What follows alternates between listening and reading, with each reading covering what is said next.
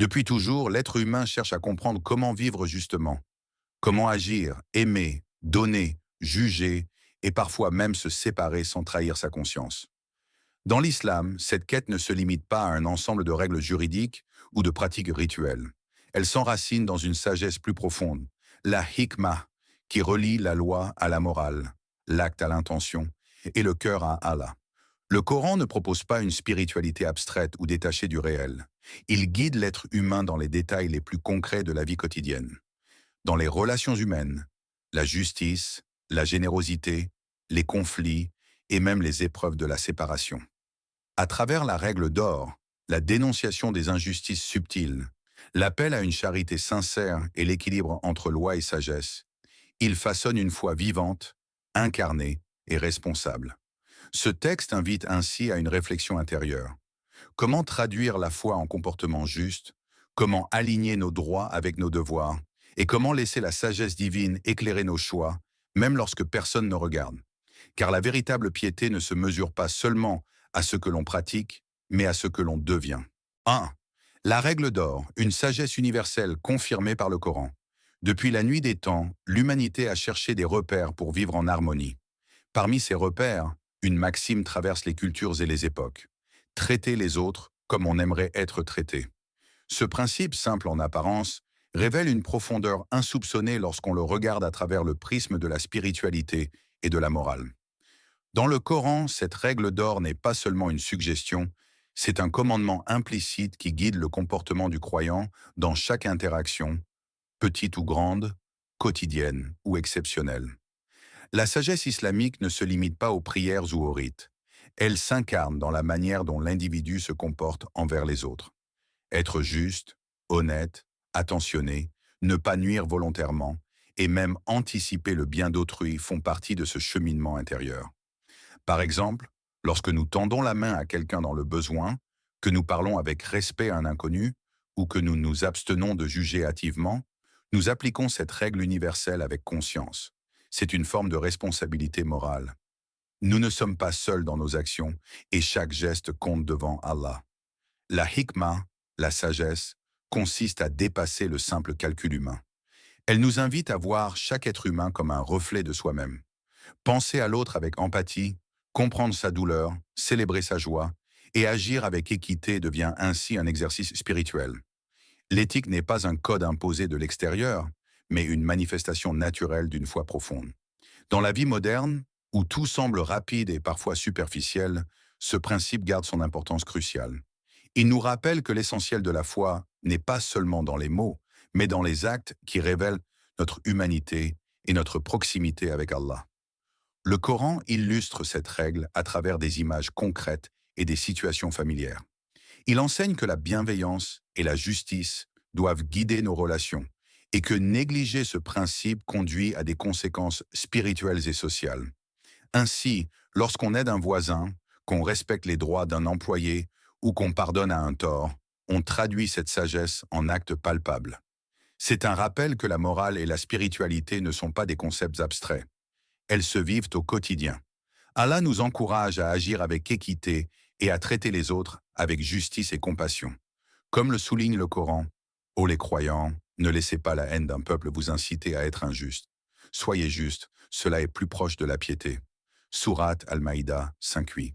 Cette parole nous invite à dépasser nos émotions, à ne pas laisser rancune ou ressentiment guider nos comportements. Elle nous rappelle que la justice et la considération de l'autre sont des devoirs devant Allah. La règle d'or, loin d'être un simple adage moral, devient ainsi un fondement concret de la vie spirituelle. Elle transforme nos gestes, nos paroles et nos pensées. La sagesse se révèle dans chaque sourire donné, dans chaque main tendue, dans chaque choix de justice et de bienveillance. Et en appliquant cette règle universelle, le croyant construit non seulement une société plus harmonieuse, mais surtout un cœur en paix, aligné avec les principes divins. 2. L'injustice subtile. Tromper les autres tout en exigeant ses droits. Parfois, l'injustice ne se présente pas sous forme de grands crimes spectaculaires. Elle se cache dans les interstices de la vie quotidienne, dans les gestes minuscules que nous acceptons ou que nous pratiquons sans y penser. Le commerçant qui gonfle ses prix ou triche sur le poids, l'héritier qui s'empare d'une part qui ne lui revient pas, la personne qui profite de la vulnérabilité d'un autre. Tous ces actes semblent anodins aux yeux du monde. Mais devant Allah, chaque infraction, même subtile, laisse une empreinte. Allah met en garde contre ceux qui exigent toujours le maximum, tout en donnant le minimum. Il souligne qu'il ne suffit pas de réclamer ses droits pour être juste. Il faut aussi respecter les droits d'autrui. Dans ce monde où chacun cherche à s'en sortir, il est facile de rationaliser des injustices. Ce n'est pas grave, personne ne le remarquera. Mais le croyant sincère sait que ce n'est pas l'opinion humaine qui compte, mais la conscience intérieure, la crainte de Dieu et la responsabilité devant lui. Imaginez un instant la situation à l'envers. Et si nous étions à la place de la personne lésée, cette simple inversion, cet exercice d'empathie radicale, révèle combien certaines pratiques sont contraires à la foi. La spiritualité islamique insiste sur une justice intérieure, qui ne dépend pas des spectateurs ou de la pression sociale. Elle ne se mesure pas seulement par des rituels visibles, mais par la manière dont nous traitons ceux qui dépendent de nous, souvent invisibles, souvent silencieux. Le Coran nous met en garde contre cette hypocrisie de ceux qui veulent profiter tout en prétendant être pieux. Malheur à ceux qui donnent moins que la mesure et le poids à autrui, en exigeant pleinement pour eux-mêmes. Surat al-Mutafifin, 83, 1-3. Ces versets frappants par leur clarté. L'injustice, même minime, est condamnée. Le croyant ne peut se contenter de paraître juste. Il doit être juste en essence, dans ses pensées et ses actes. La véritable piété ne se mesure pas à la grandeur des sacrifices visibles, mais à la manière dont nous traitons ceux qui ont moins de pouvoir, moins de voix, moins de moyens. Chaque geste de respect, chaque équité donnée, même quand personne ne regarde, est une preuve tangible de foi et de conscience morale. Dans la société contemporaine, où le profit, le succès et l'avantage personnel sont souvent glorifiés, il est facile de se laisser aller à ces injustices subtiles. Pourtant, la voie de l'islam rappelle que l'équilibre n'est pas seulement un idéal social, mais un impératif spirituel. Être juste, même quand le gain immédiat nous tente, c'est affirmer notre responsabilité devant Allah. C'est cultiver un cœur pur, exempt de rancune ou de cupidité. Car au jour du jugement, il n'y aura pas de petites injustices. Tout manquement à la règle d'or sera exposé, et chaque droit bafoué réclamera réparation. Ainsi, l'injustice subtile, ce fléau discret, est un test de conscience. Elle nous interroge. Sommes-nous des croyants seulement par nos paroles, ou sommes-nous pieux dans nos actes, même dans le silence et l'ombre? La spiritualité se vit dans ces instants, dans ces choix invisibles qui définissent le caractère et révèlent la véritable foi. 3. Donner pour Allah. Offrir ce que l'on aimerait recevoir. Il est facile de donner, mais il est difficile de donner avec sincérité. La charité, dans la vision islamique, n'est jamais un simple échange matériel, ni un geste destiné à recevoir des louanges humaines. Elle est le reflet direct du cœur, un miroir de notre âme qui révèle la pureté de nos intentions. Dans le Coran, Allah nous guide avec clarté. Il ne suffit pas de dépenser, il faut offrir ce que nous avons de meilleur, et non ce que nous négligeons ou méprisons. Imaginez un instant la profondeur de cette sagesse. Offrir à un autre quelque chose que l'on aime soi-même. C'est un exercice d'empathie spirituelle, un lien invisible entre le cœur du donateur et celui du bénéficiaire. La hikmah, la sagesse, ne se mesure pas en quantité, mais en qualité et en intention. Donner un objet inutilisable ou méprisé, c'est trahir ce lien et réduire l'acte à une formalité, vidé de sa valeur spirituelle. Mais offrir avec générosité, avec attention et considération, transforme l'acte en une véritable ascension intérieure. Le cœur du croyant se purifie lorsqu'il donne de cette manière. Chaque don devient un rappel que tout ce que nous possédons est une bénédiction d'Allah et que nous ne sommes que des gestionnaires temporaires de ses biens. Donner ainsi, c'est reconnaître que nos possessions ne nous appartiennent pas vraiment. Elles sont un moyen de cultiver l'âme, d'élever notre piété et de renforcer notre lien avec le Créateur. Allah souligne cette dimension dans le Coran. Que ceux qui dépensent moins de leurs biens pour Allah ne le fassent pas de ce qu'ils aiment le moins, mais de ce qu'ils chérissent. Tout bien que vous dépensez pour lui, Allah le sait parfaitement. Surat al-Baqarah 267. Ces paroles nous rappellent que l'acte de donner n'est pas évalué par sa taille ou sa valeur matérielle, mais par le degré de sincérité et de dévouement qui l'accompagne. Offrir ce que l'on aimerait recevoir soi-même est une manière d'expérimenter la justice et l'empathie dans sa forme la plus pure. Cela nous apprend à voir autrui non pas comme un simple bénéficiaire, mais comme un miroir de notre propre humanité. La générosité devient ainsi un chemin intérieur. Elle transforme la peur de perdre en gratitude, le désir d'être reconnu en humilité et l'égoïsme en ouverture vers les autres. Le croyant découvre que la vraie richesse ne réside pas dans l'accumulation des biens, mais dans la capacité à partager avec sincérité et amour. Et plus le don est offert avec pureté, plus l'âme se rapproche d'Allah, source infinie de générosité et de lumière. Dans ce contexte, chaque acte de charité devient un apprentissage spirituel. Il nous rappelle que notre relation avec Allah n'est pas seulement faite de prières, de jeûnes ou de rituels visibles, mais se vit dans chaque geste quotidien, dans chaque pensée tournée vers le bien d'autrui. Donner de manière sincère transforme non seulement celui qui reçoit, mais surtout celui qui donne, car c'est un acte qui résonne dans l'éternité et qui élève l'âme au-dessus des simples préoccupations matérielles. 4. La hikmah, un don rare qu'Allah accorde à qui il veut. La sagesse, la hikmah, est un trésor invisible, silencieux, et pourtant plus précieux que tout ce que ce monde peut offrir. Elle ne s'achète ni avec l'argent, ni avec le savoir accumulé, ni même avec l'expérience humaine seule. Allah accorde la hikmah à qui il veut, et ce don transforme la vie du croyant de l'intérieur. Il ne s'agit pas seulement de connaître des règles ou des enseignements, il s'agit de comprendre leur essence, de saisir leur esprit et de les appliquer avec discernement. Beaucoup peuvent réciter les textes sacrés, mémoriser des versets ou connaître les lois par cœur. Mais la hikmah, elle, va plus loin.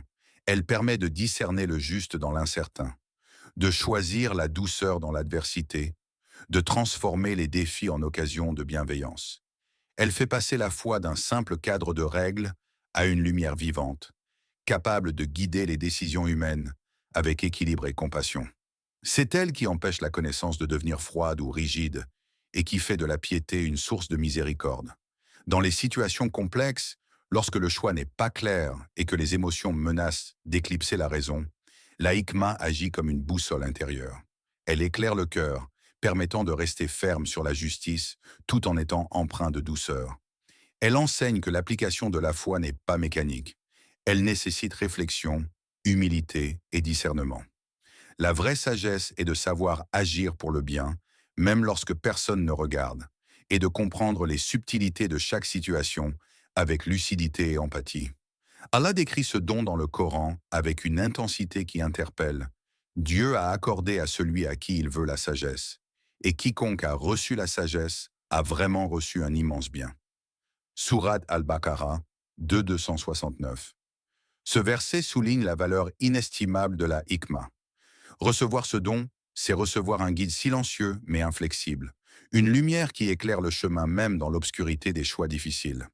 C'est un rappel que la vraie grandeur ne réside pas seulement dans le savoir ou la pratique extérieure de la foi, mais dans la capacité à harmoniser la connaissance avec le cœur et la compassion. Sans la hikmah, la connaissance peut devenir dure et rigide, un simple instrument de jugement ou de routine. Mais avec elle, la foi devient miséricorde, un souffle qui transforme chaque interaction humaine en acte de bienveillance et chaque décision en expression de justice divine.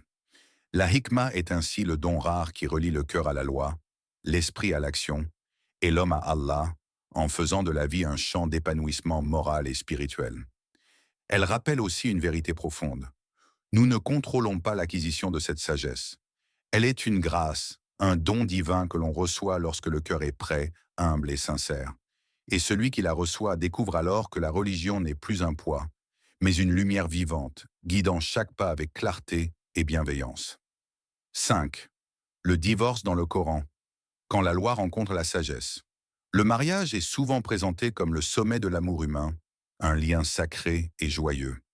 Pourtant, dans le Coran, Allah consacre plus de versets aux règles du divorce qu'aux détails d'un mariage parfait. Cela peut surprendre au premier abord. Pourquoi se concentrer autant sur la séparation plutôt que sur l'union? La réponse réside dans une profonde sagesse divine. L'être humain s'est aimé, mais il sait rarement se séparer avec dignité, justice et équilibre. Le divorce n'est pas un simple acte juridique ou un outil de vengeance. Il est une épreuve, un moment où la raison et la piété doivent guider les émotions souvent tumultueuses. Allah enseigne comment préserver la justice même lorsque les cœurs sont brisés, comment protéger les droits de chacun et comment éviter que la douleur ne se transforme en injustice. La règle divine ne cherche pas à interdire la séparation quand elle est nécessaire, mais à encadrer cette réalité avec respect et équilibre. Dans la vie quotidienne, il est facile de se laisser emporter par la colère, la rancune ou l'orgueil. Le Coran, par sa clarté et sa précision, nous rappelle que chaque décision doit être réfléchie, mesurée et consciente de ses conséquences. Chaque étape du divorce, la période d'attente, la communication entre époux, la préservation des droits des enfants et des femmes, est conçue pour limiter les injustices et protéger la dignité humaine. Le cadre légal devient ainsi un guide moral et non une simple formalité. Allah dit dans le Coran, « Et si vous craignez la discorde entre les deux, alors envoyez un arbitre de la famille de l'époux et un arbitre de la famille de l'épouse. Si tous deux désirent la réconciliation, Allah fera qu'il y aura accord. » Sourate An-Nisa 4.35. Ce verset montre la profondeur de la sagesse divine. Même dans la séparation, la paix, la justice et la réconciliation doivent être recherchées. Le Coran ne se limite pas à légiférer, il humanise la loi. Il rappelle que derrière chaque règle se trouvent des cœurs sensibles et des vies qui méritent respect et protection. Le divorce n'est pas l'ennemi de l'amour, mais l'expression d'une justice nécessaire lorsqu'une relation devient destructrice. La sagesse coranique transcende le simple cadre juridique. Elle enseigne que le respect des limites, la crainte d'Allah et la considération de l'autre sont des protections invisibles mais puissantes pour les individus et pour la société. Une séparation bien conduite est un acte de piété autant qu'un acte de justice.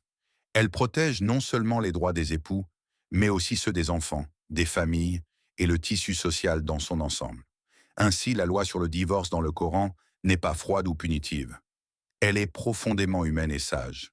Elle guide ceux qui se séparent à agir avec dignité, à limiter la douleur et à préserver la justice, même lorsque les émotions semblent insurmontables. Elle nous rappelle que la vraie sagesse ne consiste pas seulement à savoir aimer, mais aussi à savoir se séparer avec équité et respect, sous le regard d'Allah, garant de toute justice. 6. Kitab et Hikmah. La loi et la morale sont inséparables. Dans la vie spirituelle, il existe souvent une tension entre la règle et l'intention. La loi, le kitab, trace les limites, définit ce qui est permis et ce qui est interdit. La sagesse, la hikmah, éclaire l'esprit, purifie le cœur et guide les motivations. Pris séparément, chacun de ces éléments peut être insuffisant. Respecter la loi sans conscience morale peut transformer les actions en rigidité vide, en jugement injuste ou en hypocrisie. À l'inverse, prétendre être moral sans ancrage dans la loi mène à l'errance, au subjectivisme et parfois à la corruption des valeurs. Le Coran, dans sa perfection, ne sépare jamais ces deux dimensions. La loi et la morale y sont tissées ensemble, formant un équilibre subtil mais puissant. Chaque règle légale est accompagnée d'une dimension éthique. Ce que tu fais doit être juste, mais aussi sincère, motivé par la crainte d'Allah et le désir de bien. C'est un rappel que la vraie spiritualité n'est pas seulement externe, visible dans les actes ou les pratiques, mais interne, vivante dans le cœur et l'intention. Allah souligne cette vérité dans le Coran. Ceux qui croient et font de bonnes œuvres, nous ne laissons perdre le fruit d'aucune bonne action. Allah ne juge pas seulement les actes visibles, mais examine aussi les intentions cachées. Sourate Al-Baqarah 2, 220 et 1. Ainsi, chaque croyant est invité à aligner la forme et le fond, accomplir les obligations légales tout en purifiant son cœur. La hikmah devient alors le moteur invisible qui transforme le respect de la loi en acte de bienveillance, en justice et en piété sincère. La loi devient lumière, non contrainte. La morale devient force, non simple émotion. Dans la pratique, cette union entre kitab et hikmah se manifeste dans chaque choix quotidien. Quand nous jugeons avec équité, mais aussi avec compassion, quand nous donnons, mais en cherchant à purifier notre intention, quand nous interagissons avec les autres, mais en gardant la conscience que nos actions sont vues par Allah, alors la loi et la morale ne font plus qu'un. Elles façonnent un croyant complet, équilibré, dont la spiritualité éclaire ses décisions et sa vie entière. Le message est clair. La piété authentique ne naît pas de l'adhésion mécanique aux règles, ni de simples émotions morales. Elle naît lorsque la loi est animée par la conscience, lorsque chaque geste, chaque parole et chaque pensée est guidée par le désir sincère de plaire à Allah et de faire le bien. Cette fusion entre Kitab et Hikmah transforme l'existence humaine en un champ de lumière, où chaque acte est à la fois légal et éthique, à la fois juste et profondément sincère. Dans cette harmonie, le croyant découvre la véritable essence de sa foi, une spiritualité vivante, équilibrée et indissociable de la justice et de la sagesse. La loi protège, la morale élève, et ensemble, elles font de chaque acte un reflet de la grandeur divine. Ô Allah, créateur des cœurs et des intentions, nous t'implorons aujourd'hui pour la lumière de la sagesse. Accorde-nous la hikmah qui éclaire nos cœurs dans l'obscurité, celle qui transforme notre connaissance en compréhension et notre foi en action juste et équilibrée. Purifie nos intentions, ô Seigneur, afin que chaque parole que nous prononçons, chaque geste que nous accomplissons et chaque pensée qui traverse notre esprit soit alignée avec ton amour et ta justice. Apprends-nous à respecter tes lois avec humilité et compassion, non comme des obligations froides, mais comme des chemins qui élèvent nos âmes et rapprochent notre humanité de ton immensité. Fais de nous des serviteurs sincères, capables de donner ce que nous chérissons, comme si nous offrions à nous-mêmes, capables d'aimer avec franchise et douceur, et capables, si le destin l'exige, de nous séparer avec dignité, respect et paix. Aide-nous à protéger les droits des autres, à agir avec justice même quand personne ne regarde, et à faire de chaque interaction une manifestation de ton guidance. Ô Allah, rapproche-nous de toi. Fais que notre vie soit le reflet de la lumière que tu répands, que notre foi ne se limite pas au rituel, mais devienne un souffle vivant de miséricorde et de bonté. Inspire la Houma à rechercher la Hikmah, à unir la loi et la morale dans un équilibre parfait et à marcher sur le chemin de la justice, de la charité et de la piété sincère. Amin.